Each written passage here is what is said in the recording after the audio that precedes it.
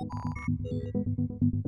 an absolutely crazy weekend story, I told you guys last week, if you were here for the Rick Fox video, I literally said whenever traditional media outlets cover esports or gaming, it's not usually good news, and this is one of those stories, guys. Fortnite, for being too addictive, is now being sued. Epic Games, more so, is being sued for making Fortnite too addictive, and it's actually been brought to us by traditional media sites now all around the world, as it likens to that of cocaine.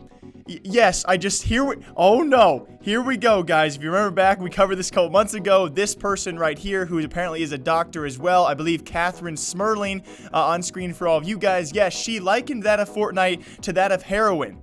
So this is maybe a bit less extreme than that, but we still have traditional media outlets out there saying, hey, by the way, the video game you're playing, it's like drugs. It's worse for you than drugs, which it still baffles me. But this is actually brought to us by a Canadian lawsuit. Apparently, the parents of a 10 and 15-year-old kid over in Canada are now suing. It's actually based off a lawsuit also in Canadian borders that apparently was actually suing a tobacco company for not warning its users about the dangers of tobacco. So around the same light of that, I'm not sure if that same angle will go towards video games. The fact that Epic Games did not let people know how addictive Fortnite was, I don't know if that will hold up in court, because if it does, every developer on planet Earth right now should be shaking in their boots. But yes, guys, of all the couples out there, a Canadian couple, supposed to be nice people out there, are now suing because apparently Fortnite has ruined their kids' lives. And also a quick note as well, remember back, guys, to the World Health Association, of course, video game addiction, that will be a thing come January 1st of 2022.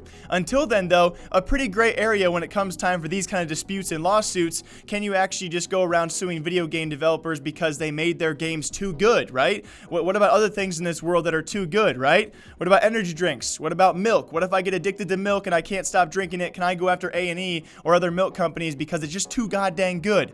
I don't know. Again, they're walking the lines of apparently a pretty big lawsuit here, because they do go on to make some very brash allegations, including of which they actually do say if they had known Fortnite was so addictive, they would have actually monitored it more closely, because if they would have known, it would have ruined their kids' lives. It's a quote unquote. Apparently, these 10 and 15-year-olds, their lives have been ruined by Fortnite, and if the parents would have known this ahead of time, they would have watched it more closely. Alongside that, they even make a weirder allegation out there, or at least a weirder claim, which I had no idea about. They actually do claim inside Canada and all across the world, there are clinics that are helping people quit playing Fortnite.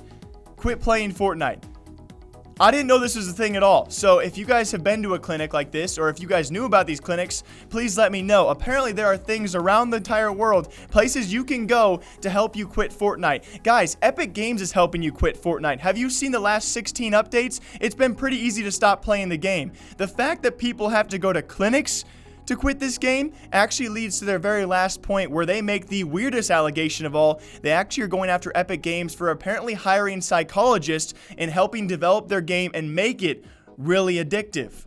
And now, if this is true, this would maybe set precedents. I don't know if you've ever heard about allegations about developers actually hiring mind people, big brain people, to actually target certain areas of the brain for their community out there or the members they want to play their game. If that is true, then we might have some issues.